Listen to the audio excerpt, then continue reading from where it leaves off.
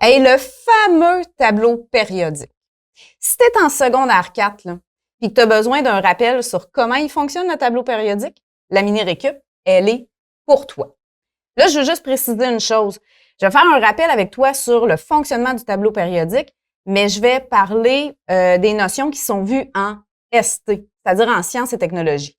Si tu es en sciences et technologies d'environnement, c'est-à-dire dans l'option de sciences de secondaire 4, tu as vu des choses supplémentaires, mais j'en traiterai pas dans cette mini-récup. Hey, donc, le tableau périodique. Ben, le tableau périodique, là, c'est super important de comprendre son fonctionnement. Pourquoi?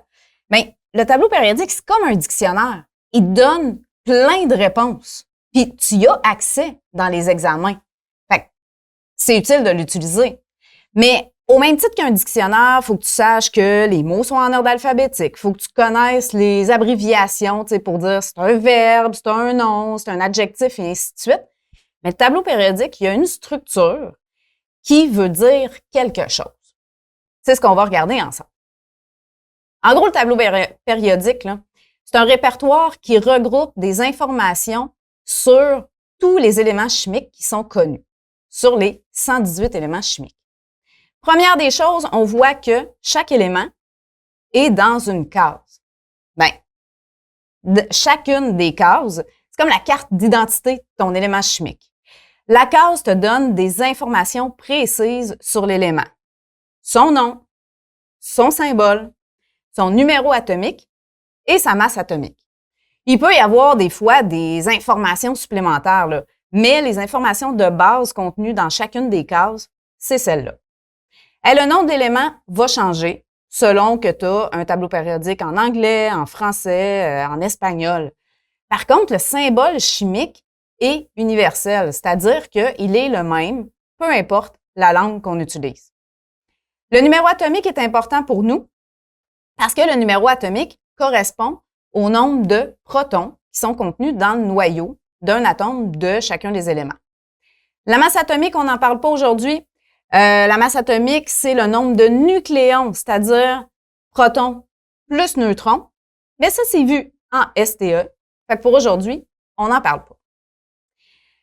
Toutes les cases vont être regroupées ensemble dans une structure qui est en rangée et en colonne dans le tableau périodique. Hey, rangée, colonne, tout ça. Mais dis-toi que c'est pas pour rien que les éléments ont été mis dans une colonne, dans certaines rangées. C'est comme un calendrier, tu sais. Si tu regardes un calendrier, ben, la première colonne, en fait, pas la première colonne nécessairement, mais une colonne regroupe toutes les journées du mois qui sont un lundi. Une autre colonne regroupe toutes les journées du mois qui sont un mardi, et ainsi de suite. Par la suite, les rangées, bien, elles correspondent aux différentes semaines de ton mois. C'est la même chose dans le tableau périodique. Les rangées et les colonnes ont une signification particulière. Et c'est pas pour rien que certains éléments sont mis dans la même colonne ou dans la même rangée. Par contre, là, on n'appelle pas les colonnes, on définit pas le tableau périodique en termes de colonnes et de rangées. On va plutôt parler en termes de familles et de périodes. D'abord, les familles. Et les familles, ce sont les colonnes du tableau périodique. Puis, on peut remarquer que les familles, elles sont numérotées dans le haut des numéros 1 à 18. Il existe donc 18 familles dans le tableau périodique. Mais si tu remarques en dessous des chiffres 1 à 18, on a aussi des chiffres romains accompagnés d'une lettre. Il y en a certains qui ont la lettre A et certains ici dans le milieu qui ont la lettre B.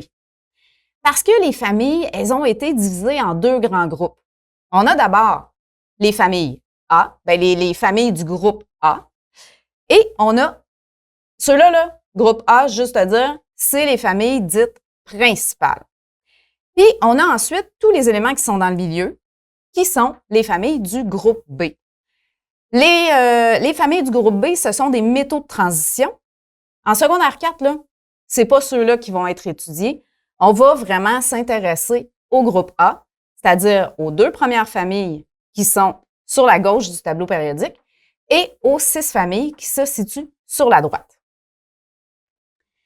Le petit chiffre romain, ici, accompagné de la lettre A, va donc nous permettre de définir qu'on a 8 familles dans le groupe A, famille 1A, 2A, 3A, et ainsi de suite. Fait que, première des choses, colonne égale famille. Ensuite, on a aussi des rangées dans le tableau périodique. Mais les rangées, on ne les appelle pas des rangées, on va les appeler des périodes. Pourquoi on appelle les rangées des périodes? Bien, en fait, c'est que tous les éléments qui sont dans la même période possèdent des caractéristiques qui vont varier. OK? Par exemple, une caractéristique pourrait, par exemple, augmenter au fur et à mesure d'une période, donc vers la droite, et ça va se répéter de période en période. Ça va se répéter de façon périodique. C'est pour ça que les rangées, on les appelle des périodes en réalité. Dans notre tableau, on a 6 rangées. Et elles sont numérotées, 6 rangées, on en a 7, OK? Elles sont numérotées sur le côté. Là, on voit pas super bien la première, mais elles sont numérotées de 1 à 7 sur le côté. Ça nous permet donc de décrire, OK, on est dans la première période, dans la deuxième période, dans la troisième période, et ainsi de suite. Petite précision, on voit qu'il y a 2 rangées dans le bas. Ces 2 rangées-là, c'est pas des périodes supplémentaires, c'est pas la période 8 et la période 9. En fait, ce sont des éléments, les lanthanides et les actinides, qui seraient inclus dans la 6e et dans la 7e période.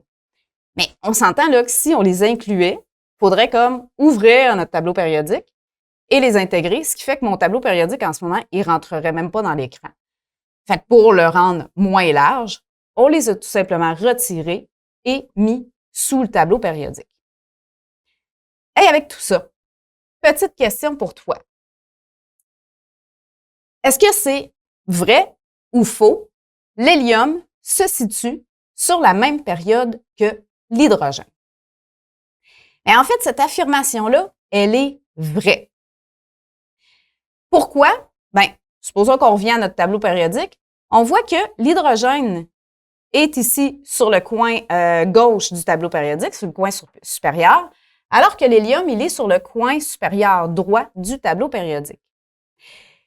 Évidemment, il n'y a pas d'éléments chimiques qui suivent, donc qui les relient ensemble. Par contre, si on regarde sur le côté, ils sont tous les deux au niveau de la période 1.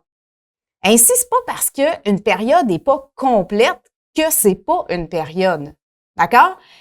Je te donne un petit truc, là.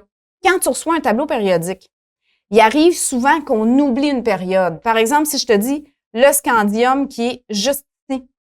Mettons que je te dis, il est dans quelle période le scandium? Bien, il y a plusieurs personnes qui vont oublier que il faut regarder le chiffre sur le côté. Donc, le scandium, il est dans la période numéro 4. Pourquoi on oublie? Parce que souvent, il y a quelqu'un qui va dire, il est dans la 2, dans la 3, même dans la première. Pourquoi? Parce qu'il n'y a aucun élément au-dessus. Mais en fait, même s'il n'y a pas d'élément au-dessus, ça ne veut pas dire qu'on est dans la première période. Donc, mon truc, c'est que quand tu reçois un tableau périodique dans un examen, là, ou même pour tes exercices, bien, il peut être pratique de venir faire des lignes pour compléter les périodes. Ici, j'ai fait une ligne entre l'hydrogène et l'hélium pour me rappeler qu'ils font partie de la même période.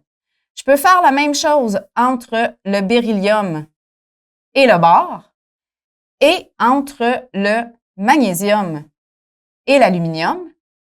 Et là, ça fait que même s'il n'y a pas d'éléments chimiques à ces emplacements-là, bien, j'oublierai pas qu'il y a quand même une période qui était à un niveau précédent. Donc, de connaître la période puis la famille d'un élément chimique, c'est pratique. Ça nous permet de le situer dans le tableau périodique. Par exemple, je peux te dire, supposons, là, j'ai un élément qui est dans la première période, dans la première famille et dans la deuxième période, bien, je sais automatiquement que je parle du lithium. Mais on s'entend là, famille, période, c'est pas juste pour situer un élément dans le tableau périodique, ça signifie aussi quelque chose. On va parler des familles en premier, on regarde les périodes après. Les familles, là, en fait, ben, je te rappelle, famille, c'est chacune des colonnes de notre tableau périodique. Les familles regroupent des éléments chimiques qui ont des propriétés, des caractéristiques semblables. Ils vont avoir tendance à réagir de façon similaire. Pourquoi ils réagissent de façon similaire? En fait, tous les éléments chimiques qui sont dans une même famille possèdent le même nombre d'électrons de valence. Et ce nombre-là nous est indiqué par le numéro de la famille en chiffres romains. Hey, petit rappel, là, c'est quoi un électron de valence? Bien, les électrons de valence, rappelle-toi, c'est les électrons qui sont situés sur la dernière couche électronique, sur la couche périphérique. Donc, le numéro en chiffres romains m'indique que j'ai un électron de valence, 2 électrons de valence, 3 électrons de valence, et ainsi de suite. Ça ne donne pas le nombre d'électrons total, uniquement ceux sur la dernière couche électronique. À cause de cette raison-là, ben, les familles vont posséder des caractéristiques qui se ressemblent. En fait, les éléments d'une même famille vont posséder des caractéristiques semblables. Les scientifiques ont décidé de donner des noms de familles particuliers à certaines des colonnes du tableau périodique parce que les éléments qui s'y retrouvaient ont vraiment des propriétés particulières. Il y a 4 familles qui possèdent vraiment des noms particuliers. Première famille à connaître, c'est les alcalins qui correspond à la première colonne, à la première famille du tableau périodique, à la famille 1A, le 1 en chiffre romain. Et tous les éléments des alcalins sont des métaux mous. Et tellement mous là, qu'avec un couteau, là, on peut les couper super facilement. C'est des éléments qui sont hyper réactifs au contact de l'eau. Tellement réactifs là, qu'à l'état pur, en laboratoire, il faut les conserver dans l'huile parce que la moindre trace d'humidité peut les faire réagir. D'ailleurs, à cause de ça, ben, dans la nature, on les retrouve très peu à l'état pur. Ils vont généralement être liés à d'autres éléments chimiques. C'est des excellents conducteurs d'électricité et de chaleur. Fait que les alcalins, c'est la première famille, non à connaître. Comme ils sont dans la première colonne, ils ont tous un électron de valence. J'ai une petite question pour toi. On parle de la première colonne. L'hydrogène, il est dans la première colonne. Dans ce cas-là, est-ce vrai ou faux de dire que l'hydrogène fait partie de la famille des alcalins? Et attention, cette affirmation-là, elle est fausse. Parce que même si l'hydrogène, il est situé en haut, là, dans la première colonne, ce n'est pas un alcalin. Première raison, c'est pas un métal, c'est un gaz. OK? Dans le tableau qu'on avait tantôt, là, on voyait super bien que l'hydrogène était en jaune. Les éléments en jaune, ce sont les gaz dans mon tableau périodique. Fait que, première raison, pourquoi c'est pas un alcalin? Mais dans ce cas-là, pourquoi on l'a mis en haut de la première colonne? Bien parce que l'hydrogène, il a un électron de valence. Donc, c'est pour cette raison-là qu'on l'a mis vis-à-vis la première famille. Par contre, l'hydrogène, on considère qu'il est une famille en soi. OK? Il est tout seul dans sa gang, puis il forme une famille à lui-même. C'était les alcalins. Deuxième famille qui possède un nom particulier, c'est la deuxième colonne. Dans cette famille-là, on retrouve les éléments qu'on qualifie d'alcalino-terreux. Les alcalino-terreux, ils ressemblent beaucoup aux alcalins, mais ils réagissent toujours de manière un peu moins prononcée. C'est donc des métaux qui sont relativement mous, mais moins mous que les alcalins. Ils sont aussi réactifs au contact de l'eau, mais moins réactifs. Puis, c'est pas des excellents conducteurs d'électricité puis de chaleur, c'est des bons conducteurs d'électricité puis de chaleur. Tout de même, on leur donne, on les regroupe ensemble parce qu'ils ont des propriétés semblables. Et comme ils se retrouvent dans la deuxième colonne, ils ont tous 2 électrons de valence. Par la suite, là, rappelle-toi, on ne regardait pas le groupe B, puis on s'en allait l'autre côté. Les 4 familles suivantes, qui sont dans le fond la colonne 3, 4, 5 et 6, bien, ces familles-là, ils n'ont pas de nom particulier. On va plutôt leur donner le nom du premier élément chimique qui se retrouve en haut de la famille. Ainsi, on va parler de la famille du bore, où tous les éléments possèdent 3 électrons de valence, de la famille du carbone, de la famille de l'azote et de la famille de l'oxygène. Il faut arriver à l'avant-dernière famille pour retrouver à nouveau un nom particulier. L'avant-dernière famille, c'est les halogènes. Les halogènes, ce sont des non-métaux, OK? Puis, c'est la seule famille où on retrouve des éléments chimiques à température ambiante qui se retrouvent sous les 3 états de la matière. La preuve, on a 2 gaz en haut, le fluor, le chlore, le brome, et par la suite, on a des éléments solides illustrés en vert. Le dernier, c'est un élément synthétique indiqué en rouge-orange dans notre tableau ici. Ces éléments-là, là, ils regroupent cette famille-là, plutôt, elle regroupe des éléments qui sont extrêmement réactifs et qui ont une nature corrosive et désinfectante. On les utilise, entre autres, dans certains produits pour antibactériens ou des trucs comme ça, dans des produits de nettoyage.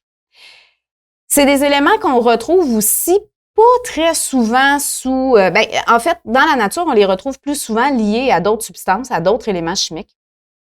OK? Et comme ils sont dans la 7e famille, ils possèdent 7 électrons de valence. On se transporte à la dernière famille, au bout, qui est la famille des gaz inertes. Et la famille des gaz inertes apporte plusieurs noms. Des fois, dans les ouvrages, on va parler des gaz nobles, des gaz rares, mais une chose est sûre, c'est tous des éléments gazeux qui se retrouvent dans cette famille-là. Donc, des non-métaux. C'est des éléments qui possèdent une très, très grande stabilité chimique, tellement qu'on les retrouve à l'état atomique dans la nature. Stabilité chimique qui provient de où? Bien, ils sont dans la 8e colonne, donc ils ont 8 électrons de valence. Question pour toi. L'hélium, qui se retrouve dans le haut des gaz inertes, possède 8 électrons de valence. Est-ce que c'est vrai ou est-ce que c'est faux? En fait, cette affirmation-là, elle est fausse. Parce que même si la famille des gaz inertes possède le numéro 8A, c'est vrai de dire que le chiffre romain correspond au nombre d'électrons de valence. Donc, les éléments qui se retrouvent possèdent tous 8 électrons de valence. Mais attention, il y a une petite exception à la règle. L'hélium ne peut pas posséder 8 électrons de valence parce qu'en réalité, l'atome d'hélium contient juste 2 électrons. Et sur la première couche électronique d'un élément chimique, il peut juste y avoir 2 électrons.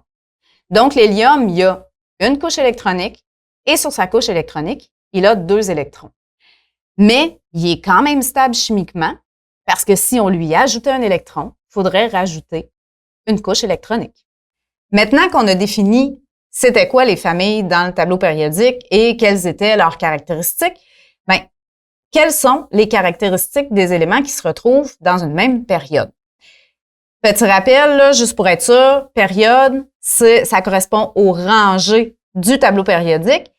Il y a 7 périodes dans le tableau périodique. Et si la signification d'une période, ça nous donne en fait le nombre de couches électroniques sur lesquelles sont distribués les électrons d'un élément chimique. Ainsi, par exemple, on a ici ma période numéro 4. Bien, tous les éléments qui se retrouvent dans la période numéro 4 possèdent 4 couches électroniques autour du noyau. Même chose si on était dans la période numéro 3, les éléments chimiques qui se retrouvent dans cette période-là possèdent 3 couches électroniques et ainsi de suite. Donc, période rangée, famille, colonne, toutes ces informations-là permettent de situer un élément chimique dans le tableau périodique. On pourrait parler en termes de rangée période, en termes de nom de famille, en termes de nombre de couches électroniques, de nombre d'électrons de valence, et avec tout ça, on est capable de retrouver tous les éléments chimiques dans le tableau. Finalement, avec toutes les informations qu'on retrouve dans le tableau périodique, bien, on est capable de représenter les atomes. On va les représenter avec le modèle de Rutherford-Bohr. Tu te rappelles, si tu es en STE, il y a le modèle atomique simplifié aussi qui existe, mais nous, ST, modèle de Rutherford-Bohr. Pour pouvoir représenter un atome, on va aller chercher certaines informations dans le tableau périodique. Parmi ces informations-là, bien, ça nous prend en premier, évidemment, le nom ou le symbole de l'élément chimique, simplement pour savoir quel atome on est en train de dessiner. mais aussi pour être capable de bien le situer dans le tableau périodique. Ensuite, on va aller chercher son numéro atomique, parce que le numéro atomique va nous donner le nombre de protons qu'on retrouve dans le noyau d'éléments chimiques. Ensuite, il est pratique de connaître son numéro de période. Tu te rappelles, période égale nombre de couches électroniques. Dans ce cas-là, si on sait dans quelle période l'élément est situé, on va savoir combien de couches électroniques dessinées. Et finalement, le numéro de la famille nous permet de connaître le nombre d'électrons de valence. Ce qui fait que quand on va le dessiner, on va savoir automatiquement combien d'électrons mettre sur la dernière couche électronique, la couche périphérique. Bon, on doit aussi savoir comment compléter là, comment distribuer les électrons sur les autres couches, mais ça, c'est pas une information qu'on retrouve dans le tableau périodique comme tel.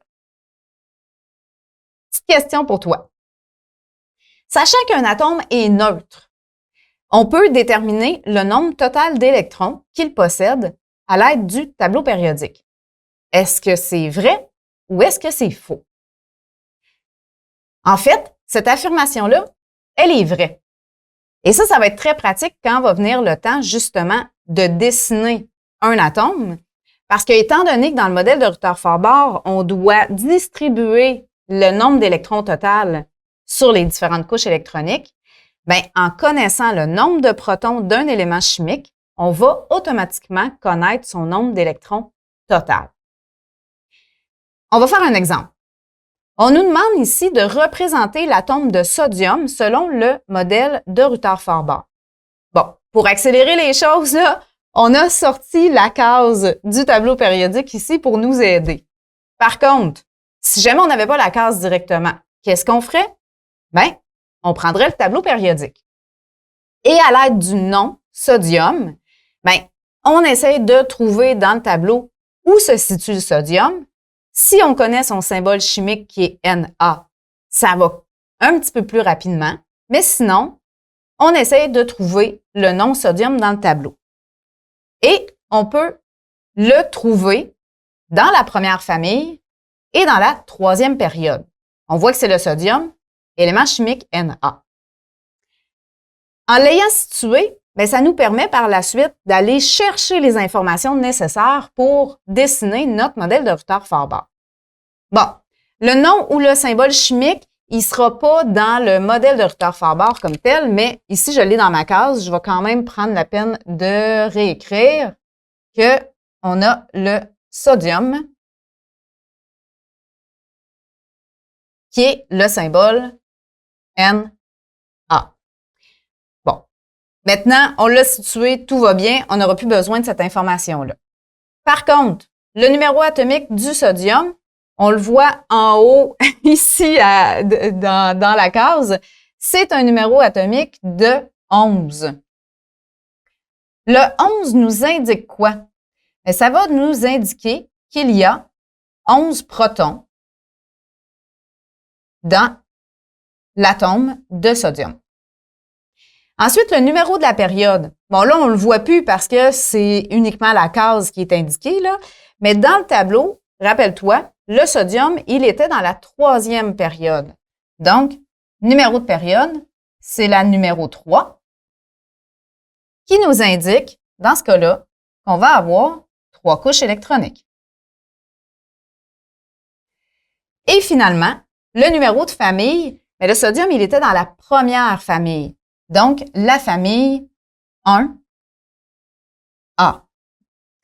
Quelle information ça nous permettait de savoir? Ça nous permettait de dire qu'il y a un électron. Et attention, ce n'est pas le nombre d'électrons total, c'est un électron de valence. Donc, électron sur la dernière couche électronique. Toutes ces informations-là, on va maintenant les prendre pour dessiner notre modèle de Rutherford-Bohr. En premier, dans le modèle de Rutherford-Bohr, on vient tracer un noyau dans lequel on va indiquer le nombre de protons et je symbolise proton par P+, simplement pour dire proton qui porte une charge positive. Par la suite, j'ai 3 couches électroniques à dessiner. Donc, je vais venir tracer 3 cercles autour de mon noyau.